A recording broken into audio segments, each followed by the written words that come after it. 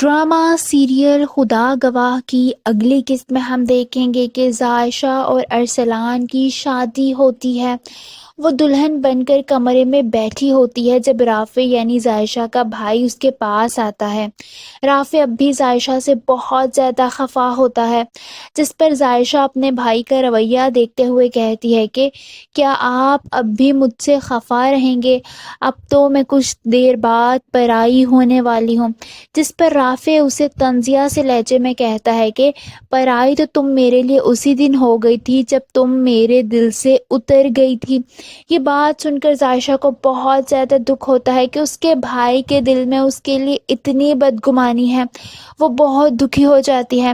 وہی صرف اور صرف دنیا کو دکھانے کے لیے رافع عائشہ کا ہاتھ پکڑ کر اسے خود سٹیج تک لے کر آتا ہے۔ عریشہ بھی رافع کے ساتھ ساتھ ہوتی ہے۔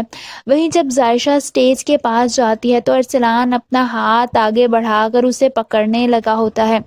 عائشہ بہت غور سے ارسلان کو دیکھتی ہے اور سوچنے لگتی ہے کہ جس انسان سے مجھے اتنی زیادہ نفرت تھی اور میں اس سے اتنا چڑا کرتی تھی، اب وہی میرا ہمراہی بن جائے گا، ایسا میں نے کبھی نہیں سوچا تھا۔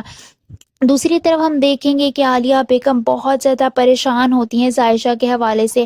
وہ ہرگز نہیں چاہتی تھی کہ عائشہ اور ارسلان کی شادی ہو۔ عریشہ اپنی ساس کو سمجھاتے ہوئے کہتی ہے کہ آپ پریشان نہ ہو، سب ٹھیک ہو جائے گا، اور ویسے بھی لوگ شاید صحیح کہتے ہیں کہ جوڑے آسمان پر ہی بنتے ہیں، مگر عالیہ بیگم کی پریشانی کسی طور پر کم ہی نہیں ہو رہی ہوتی۔ دوسری طرف ہم دیکھیں گے کہ عائشہ اور ارسلان دونوں سٹیج پر بیٹھے ہوتے ہیں۔ ارسلان کو لگتا ہے کہ آج اس کی منگنی ہے، اس کی ماں نے اسے یہ نہیں بتایا ہوتا کہ آج کے دن اس کا نکاح ہے، یہ بات اس سے جان بوجھ کے چھپائی گئی ہوتی ہے۔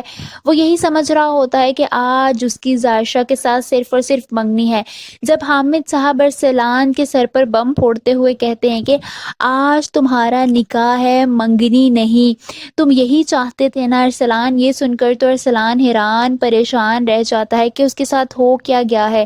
یہ ساری چال شہری بیگم نے کھیلی ہوتی ہے۔ وہ جان بوجھ کر ارسلان کو لاعلم رکھتی ہیں تاکہ عین موقع پر وہ مکرے نہ، کیونکہ وہ جانتی ہیں کہ اگر اس نے ان سے نکاح کی بات کی تو ارسلان مکر جائے گا۔